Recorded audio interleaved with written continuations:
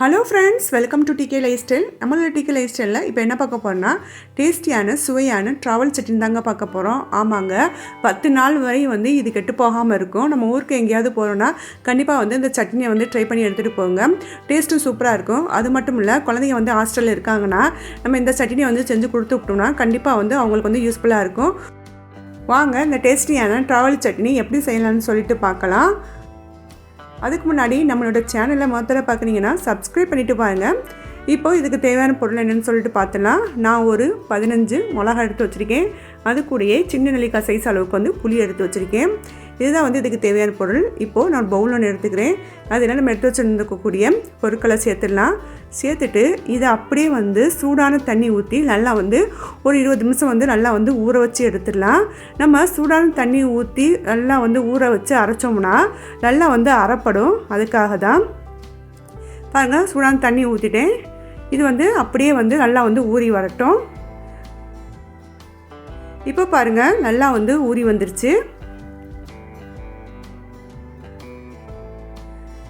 நல்லா ஊறி வந்துடுச்சு. இப்போ அப்படியே இதை வேறொரு மிக்ஸி ஜாடிக்கு மாற்றி நான் நல்லா அரைச்சி எடுத்துகிட்டு வந்துடுறேன்.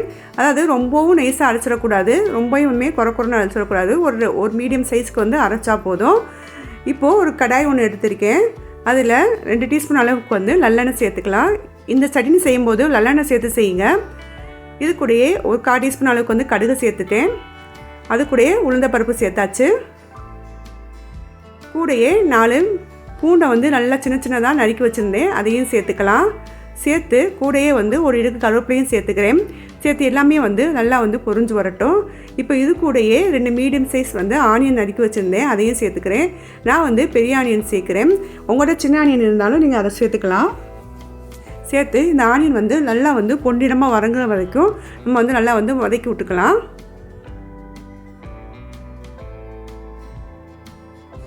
பாருங்கள், இந்த அளவுக்கு ஆனியன் வதங்கணும்.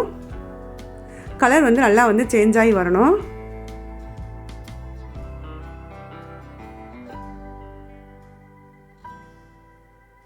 பாருங்கள், இந்த அளவுக்கு நான் வதக்கிட்டேன்.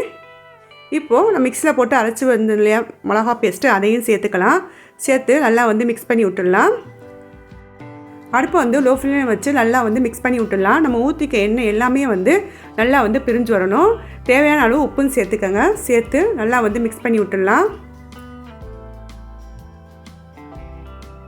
இது அப்படியே அடுப்பில் லோ ஃப்ளேம்லேயே வச்சு ஒரு 5 நிமிஷம் அப்படியே விட்டுடலாம்.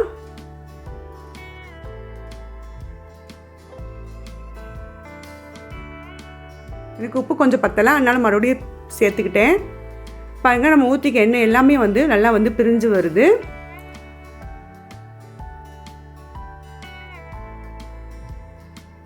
பாருங்கள், கலருமே நல்லா சேஞ்ச் ஆகி வந்திருக்கும். இது கரெக்டான பக்குவமாக இருக்கும்.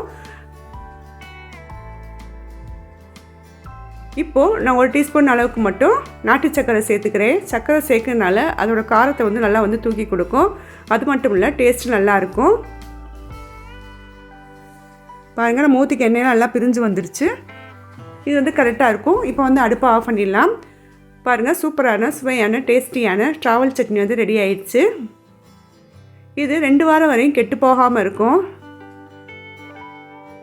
2 வாரம் வச்சு நம்ம வெளியே வச்சு சாப்பிட்லாம்.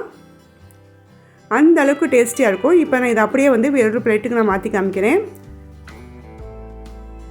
பாருங்கள், சூப்பரான சுவையான டேஸ்டியான ட்ராவல் சட்னி ரெடி ஆயிடுச்சு. கண்டிப்பாக ட்ரை பண்ணி பாருங்கள். தோசை இட்லிக்கு மட்டும் இல்லைங்க, எல்லா விதமான வெரைட்டி ரைஸ்க்குமே இது சூப்பராக இருக்கும். கண்டிப்பாக ட்ரை பண்ணி பாருங்கள். ஓகே ஃப்ரெண்ட்ஸ், இந்த வீடியோ உங்களுக்கு பிடிச்சிருந்துச்சுன்னா லைக் பண்ணுங்கள், கமெண்ட் பண்ணுங்கள், ஷேர் பண்ணுங்கள். மறக்காமல் நம்மளோட டிகே லைஃப் ஸ்டைலுக்கு சப்ஸ்கிரைப் பண்ணிடுங்க. தேங்க்ஸ் ஃபார் வாட்சிங்.